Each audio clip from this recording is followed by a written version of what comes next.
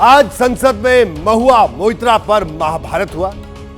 पैसों के लिए संसद में सवाल पूछने वाली टीएमसी सांसद महुआ मोइत्रा को लोकसभा से निलंबित कर दिया गया। आरोप लगने के 2 महीनों के बाद महुआ मोइत्रा पर यह फैसला आया है। इससे पहले संसद के एथिक्स कमेटी ने जांच पड़ताल की थी, 500 पेज का बकायदा रिपोर्ट बनाई थी। उसी रिपोर्ट को आज लोकसभा में पेश किया गया और फिर संसद से महुआ मोइत्रा को निलंबित कर दिया गया। इस दौरान संसद के बाहर और अंदर जमकर हंगामा हुआ। यह हंगामा अब भी जारी है। सवाल है कि महुआ पर महाभारत का आगे असर क्या होगा। आज हम आपको बताएंगे इस सेक्शन का 2024 में कैसा रिएक्शन होगा। The paper listed against my name at cell number 5 in today's revised list of business. इस सदन के उच्च मर्यादा और लोकतांत्रिक मूल्य ऐसे मूल सिद्धांत है जिसमें किसी प्रकार का कोई समझौता नहीं किया जा सकता। जैसे कि महुआ मोइत्रा को नाम लिए गए, जिक्र किए गए, उनके खिलाफ शिकायतें हैं, तो उनको तो कम से कम बोलने का मौका देना चाहिए। नहीं चर्चा और सदन मेरिट पर चलना चाहिए। प्रधानमंत्री कहते हैं कि महिला चर्चा चलना चाहिए। नो, ये रिकॉर्ड में जाती है चीजें। आप गलत तरीके से, मैं न्यायाधीश नहीं हूँ, मैं सभापति हूँ और निर्णय करेगी सभा, निर्णय करेगी।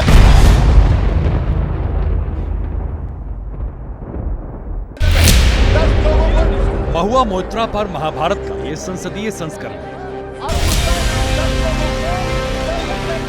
जिसमें प्रचंड शाब्दिक प्रहार है।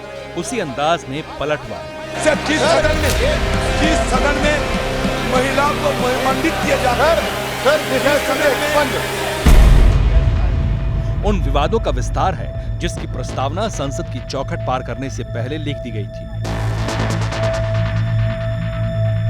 तो ये जो इन लोग वस्त्र हरण शुरू किया ना, अब महाभारत का रंग देखिए। महाभारत जहाँ तक मुझे पता है द्रौपदी के लिए हुआ था, शूर्पणखा के लिए कभी महाभारत। माँ दुर्गा आ गई है, अब देखेंगे। बंगाल में कहावत है चोरेर मायर बड़ो गला, मतलब जो चोर होता है उसकी माँ ज्यादा चिल्लाती है। जब नाश मनुष्य पर छाता है पहले विवेक मर जाता है। तो जो हिंदी भाषा बोलते हैं उसको तो मतलब जी बाहरी बोलते हैं। भरी सभा में वही हुआ जिसका अंदेशा था। संसदीय मर्यादाओं को आधार बनाकर चर्चा शुरू हुई, फिर वोटिंग हुई और आखिर में ममता बनर्जी की सांसद की संसद से असमय विदाई पर मुहर लगा दी गई कि सांसद श्रीमती महुआ मोइत्रा का आचरण अनैतिक और संसद सदस्य के रूप में अशोभनीय है। इसलिए संकल्प करती है कि उन्हें लोकसभा की सदस्यता से निष्कासित कर दिया जाए।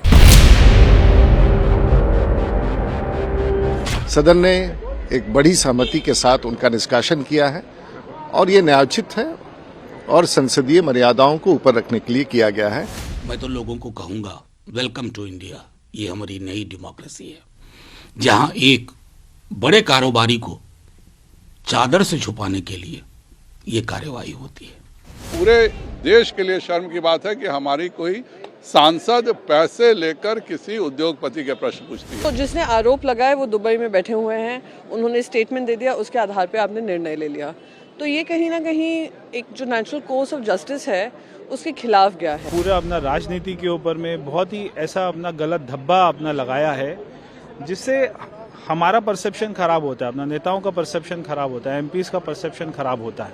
जिस बात पर विचार करने जा रहे हैं, ये तब हुआ है जबकि 17वीं लोकसभा पूर्णता की ओर है। चंद महीने बाद चुनाव होने हैं। ऐसे में कई लोगों के मन में ये सवाल है कि महुआ मोइत्रा पर महाभारत के राजनीतिक मायने क्या है, इसका असर पश्चिम बंगाल की सियासत पर कितना पड़ेगा। 24 में महुआ मोइत्रा कैसे मोदी के लिए अमोघ अस्त्र बनेंगे। इन सवालों का जवाब जानने के लिए सबसे पहले जान लीजिए कि सियासी विवादों के सेंटर में खड़ी महुआ मोइत्रा कौन है। Man whose name starts with an A and ends with an I, and no, it is not Advani. For the purposes of this speech, let me just call him Mr. A and his group, the A Company. I have brought this topi with me because this man, this wonderful nation. तेरे सिवा काफिर, आखिर इसका मतलब क्या? हाँ दुर्योधन, बांध मुझे, बांधने मुझे तू आया है, जंजीर बड़ी क्या लाया है? तूने को साथ ना सकता है, वो मुझे कब बांध सकता है?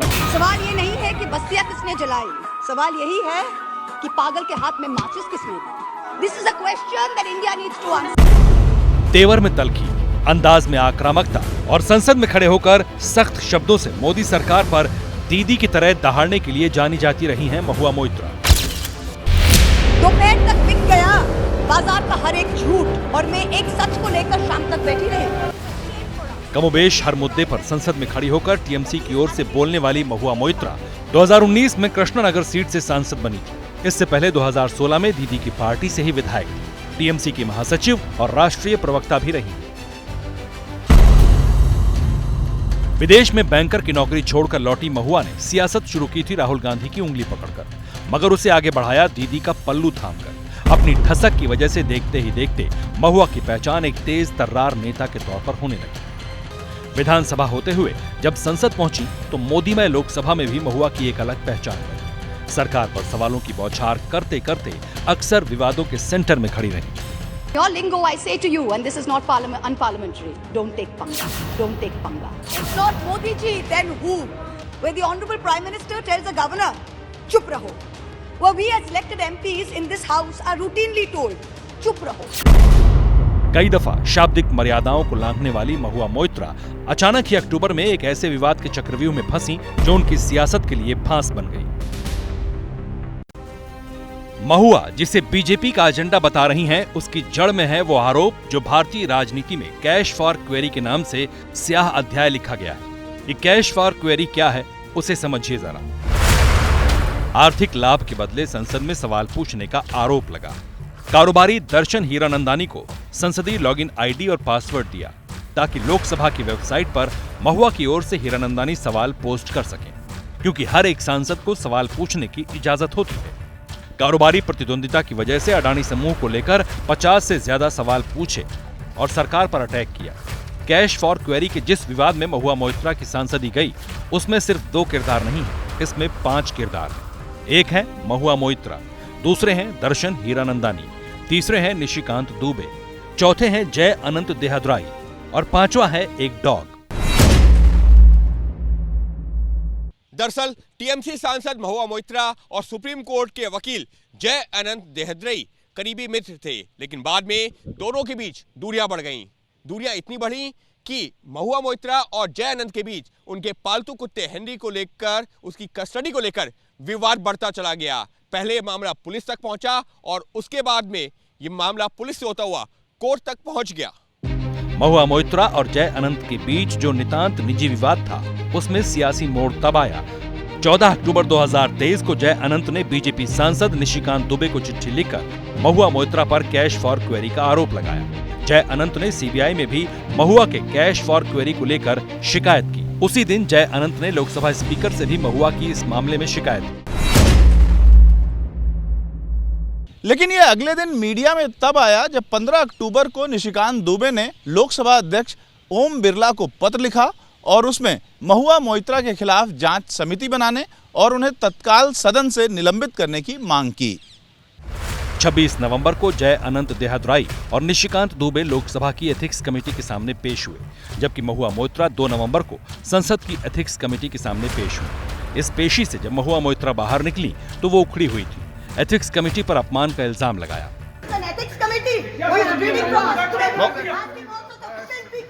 हो जा, आप लोग वॉकआउट कर रहे हैं।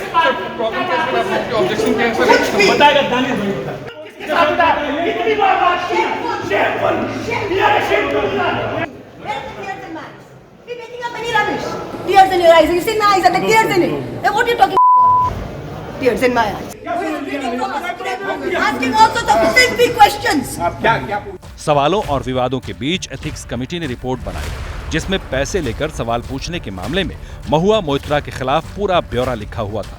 500 पेज की इस रिपोर्ट में महुआ को लेकर आपत्तिजनक, गैर कानूनी और घृणित अपराध सरीखे शब्द लिखकर उन्हें संसद से निष्कासित करने की सिफारिश की गई थी। यही रिपोर्ट संसद में पेश हुई, हंगामा हुआ, बहस हुई। हालांकि संसद के अंदर महुआ सफाई नहीं दे सकी। ठीक उसी तरह जिस तरह 2005 में 10 सांसदों को पैसे के बदले सवाल पूछने के मामले में संसद में सफाई का मौका नहीं मिला था। एक बार फिर 16 बरस बाद संसदीय राजनीति में वो अध्याय लिख दिया गया जिसकी खलनायिका महुआ मोइत्रा है।